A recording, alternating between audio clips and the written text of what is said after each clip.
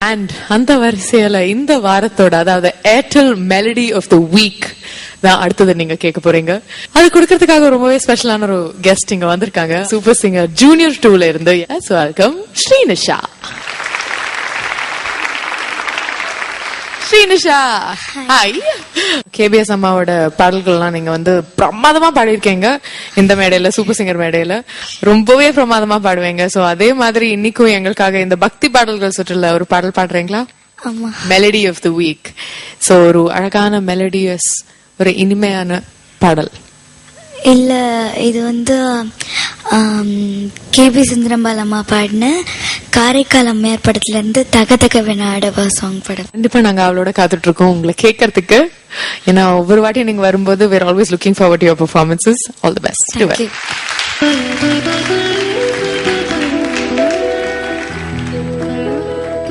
ஓடுங்காலோடி உள்ள முருகேஷை பாடுங்கால் பாட வந்தேன் பரம்பொருளே.